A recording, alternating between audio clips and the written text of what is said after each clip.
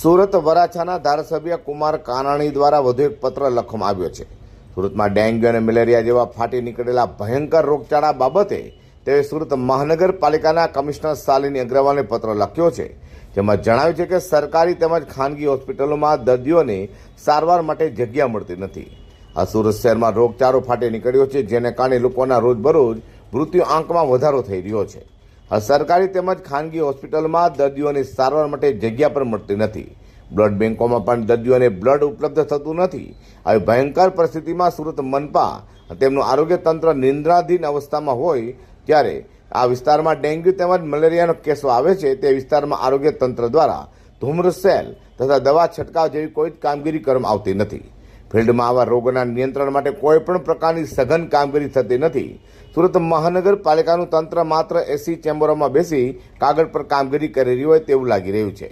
તો બાબતે સુરત મહાનગરપાલિકાએ નિંદ્રાવસ્થામાં જાગી લોકોના આરોગ્યની ચિંતા કરી તાત્કાલિક ધોરણે ઠોસ કામગીરી કરવામાં આવે તે બાબતે યોગ્ય પગલાં લેશો કે તેમ જણાવ્યું હતું. સુરત શહેરની અંદર અત્યારે રોગચાળો ફાટી નીકળ્યો છે. ડેન્ગ્યુ અને મેલેરિયા જેવા તાવના કેસમાં લોકોના મરણ થઈ રહ્યા છે. તંત્ર ક્યાંય ફિલ્ડમાં દેખાતું નથી, કોઈ અધિકારી ફિલ્ડમાં દેખાતું નથી, કોઈ કાર્યવાહી થતી નથી. એટલે મને એવું લાગે છે કે આ રોગચાળાને કારણે મચ્છરજન્ય રોગ, પાણીજન્ય રોગને કારણે અત્યારે લોકોને દવાખાનામાં પણ જગ્યા મળતી નથી. રક્તદાન કેન્દ્રોની અંદર લોહી પણ મળતું નથી. આવી ભયંકર પરિસ્થિતિમાં આરોગ્ય વિભાગની કોઈ જ કામગીરી ફિલ્ડ પર દેખાતી નથી. એટલે મને એવું લાગ્યું કે તંત્ર ઊંઘી રહ્યું છે, એને જગાડવાની જરૂર છે ને એટલા માટે મેં આ પત્ર લખ્યો છે. મને ખ્યાલ છે ત્યાં સુધી એક કેસ પણ જો ડેન્ગ્યુનો આવ્યો હોય ને તો તંત્ર દોડતું થઈ જતું હતું. આજુબાજુ વિસ્તારમાં અધિકારીઓની ટીમ આવે, ધૂમ્રસેર થાય, એને ક્યાં ક્યાં જગ્યાએ પાણી ભર્યા છે એની તપાસ થાય, તંત્ર દોડતું હતું.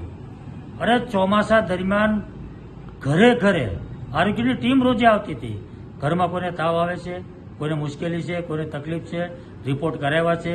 જો કોઈને તાવ આવતો તો રિપોર્ટ કરાવતું હતું કોર્પોરેશન, એની દવા આપતું હતું. આ ચોમાસું પૂરું થવાયું મેં એક પણ અધિકારીને મારા ઘરે કે મારી સોસાયટીમાં મેં જોયું નથી. ફિલ્ડમાં મેં ક્યાંય અધિકારીને જોયા નથી.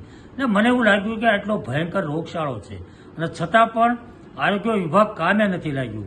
એટલા માટે મેં કમિશનરને ધ્યાન પર મૂકવા માટે મેં આ પત્ર લખ્યો.